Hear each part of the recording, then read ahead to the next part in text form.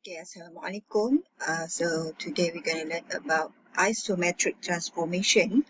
Okay, if you refer to your textbook, it is chapter 11, which is isometric transformation. Okay, so for this topic, we're going to learn more about what is transformation, what is the type of transformation.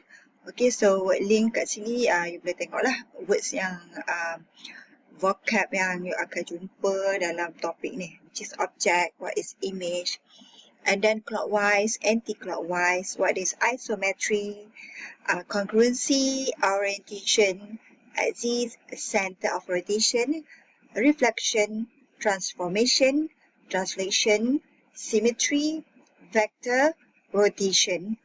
Okay, for rotational symmetry and order of rotational symmetry, we already learned before. Okay. So,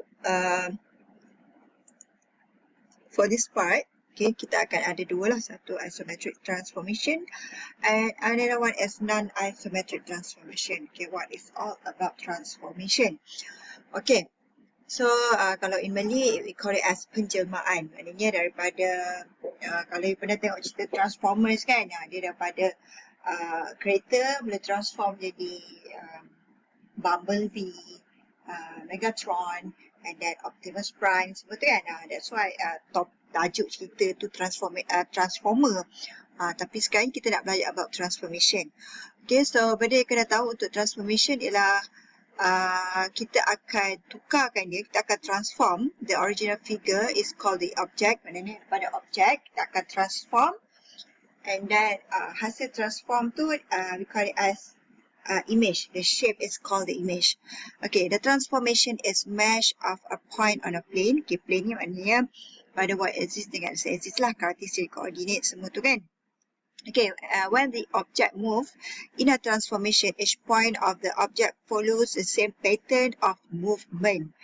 Okay, so transformation is a movement with certain orientation and mesh without changing the shape. Okay, the diagram shows the movement of object A, B, C, D into the object A prime, B prime, C prime, D prime with a movement of 3 units to the right and 3 units upwards. Okay, so last week kita belajar tentang vectors, so kita akan apply vectors in transformation. Yeah, okay,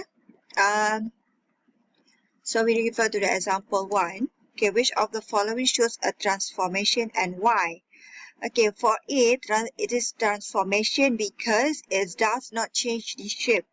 Okay, kalau isometric transformation, you must bear in your mind that the object, the size of object is equal to the size of image. Okay, and that it doesn't change the shape. Benda tu penting. Itu dia masukkan dengan isometry ya. And then untuk B ni, it is transformation because it only changes position and does not change the shape. As long as the shape doesn't change, so that is isometric transformation. And then C is not transformation due to change of appearance. Okay, and then D also is not transformation. Okay, tu ialah konsep what is transformation is all about. Okay, so before we go through, saya masuk sikit lah part congruence. Okay, ini adalah buku teks form 2. Nanti akan belajar more about congruence akhir sem ni lah.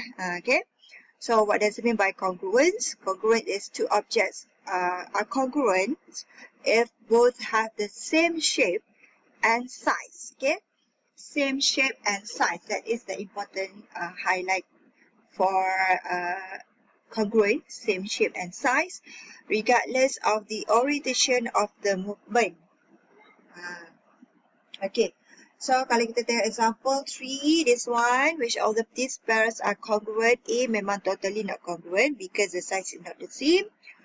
Okay, and then B is congruent as they are of the same size, although the position and orientation are not the same. Okay, itu tak kisah as long as they have the same size.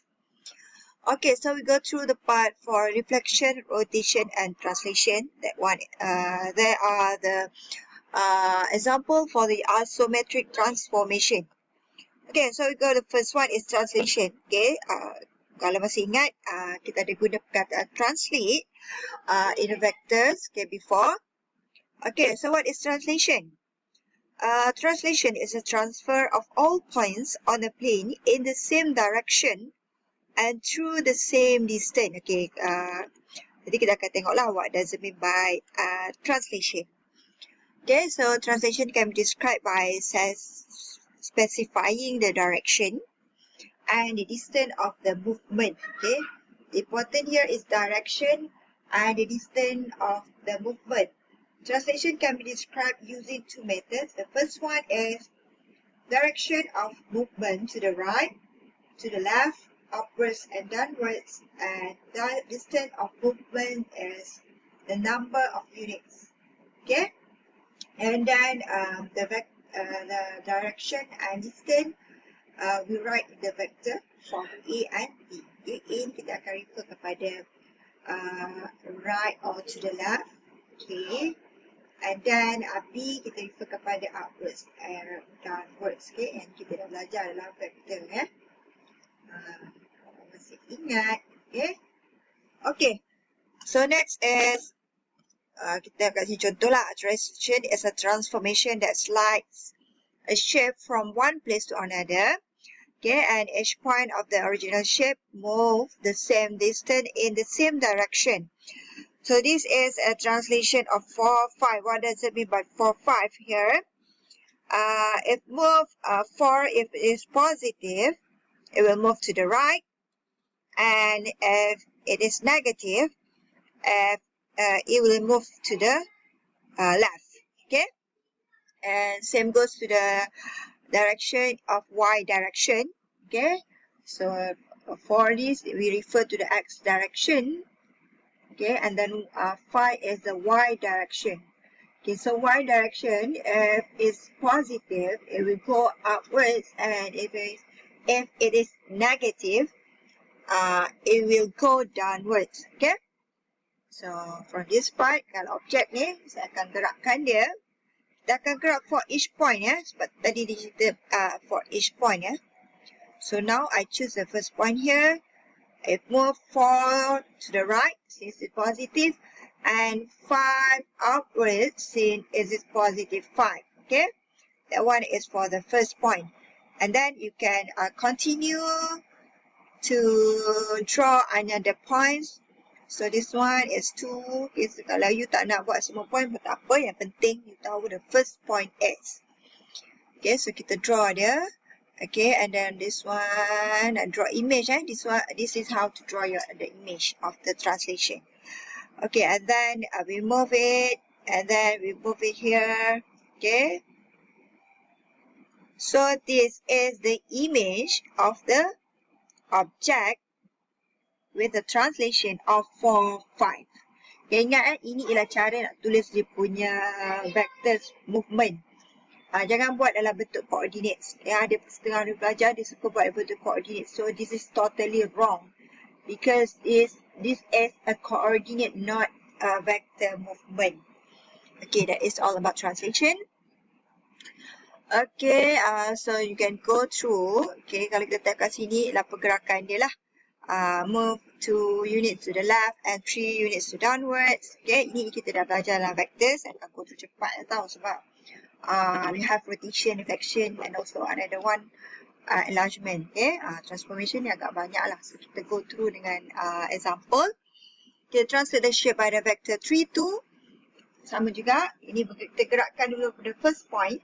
Once awak dah gerakkan satu point, okay, dia akan awak sambung je lukis. So ini ialah sambungan dia. Okay, sambung je lukis dia. Guna pembaris tau. Saya ni tak guna pembaris. Okay, better guna pembaris. So this is the image. Okay. Okay, guna pembaris lah. Baru you dapat the real image. Okay. Okay. So next one is translate the shape in the vector -2, 4. So for the x direction, it will move 2 to the left. Okay, 1, 2. And for the y direction, it will move 4 upwards. 1, 2, 3, 4. Okay, so that one is for the first point. And then we continue. to draw another point. Okay.